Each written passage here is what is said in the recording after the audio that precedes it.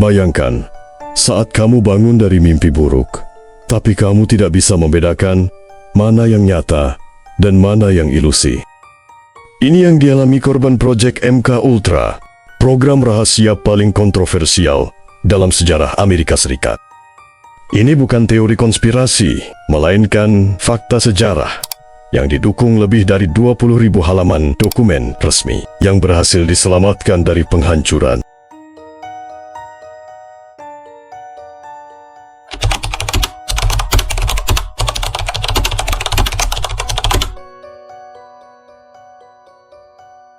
Akar proyek MK Ultra bermula dari paranoia Perang Dingin tahun 1950-an.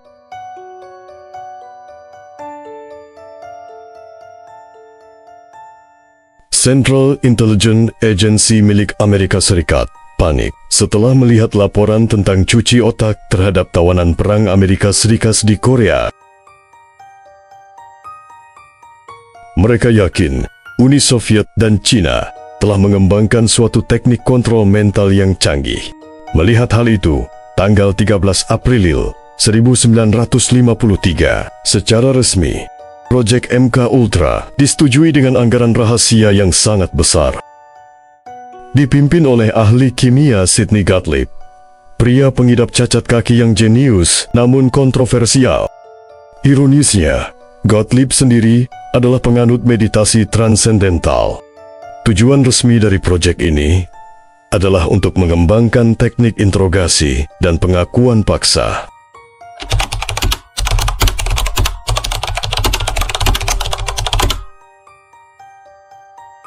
Selama 20 tahun berjalan, proyek MK Ultra menjalankan tidak kurang dari 149 subproyek rahasia yang tersebar di 80 institusi berbeda, termasuk universitas ternama dan rumah sakit.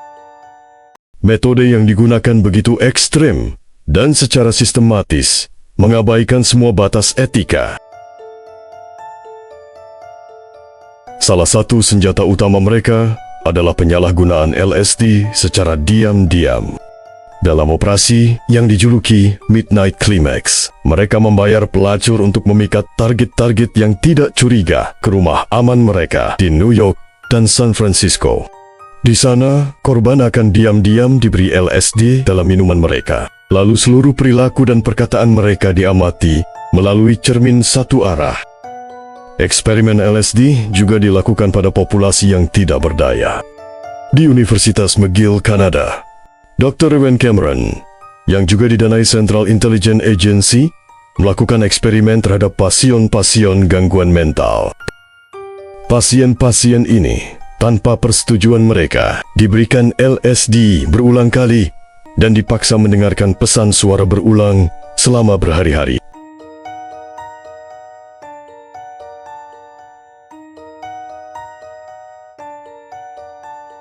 Namun LSD hanyalah salah satu alat di dalam kotak peralatan mereka yang mengerikan. Teknik penyiksaan psikologis modern juga diterapkan secara luas.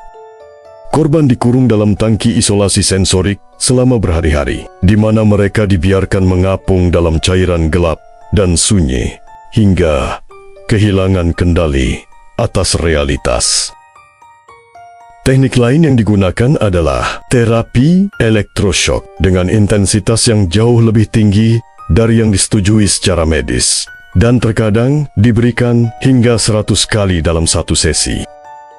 Mereka juga menggabungkan barbiturat dengan hipnosis mendalam untuk menciptakan keadaan seperti zombie, di mana korban menjadi sangat mudah dipengaruhi dan dikendalikan. Yang paling memprihatinkan, proyek ini secara sengaja menargetkan kelompok masyarakat yang paling rentan. Eksperimen dilakukan pada narapidana di penjara Lexington dengan iming-iming pengurangan hukuman. Pasien rumah sakit jiwa yang tidak memiliki kemampuan untuk memberikan persetujuan dijadikan subjek uji coba. Bahkan, anak-anak dengan masalah perilaku dan individu tunawisma menjadi bagian dari korban yang tidak diketahui identitasnya.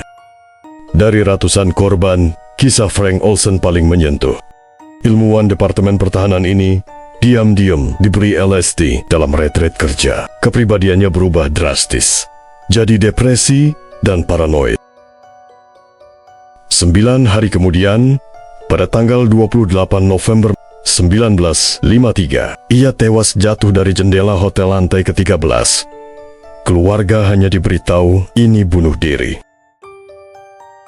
Kebenaran mulai terungkap di tahun 1974 saat jurnalis Seymour Hersh menulis ekspos tentang pelanggaran intelijen.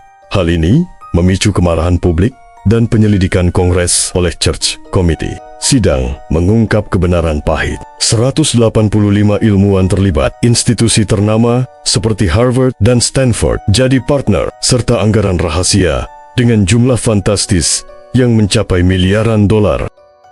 Pada intinya, MK Ultra bukanlah penelitian ilmiah, melainkan sebuah program penyiksaan sistematis yang dibungkus dalam jargon sains, di mana martabat manusia dikorbankan untuk sebuah ilusi kendali mutlak atas pikiran manusia.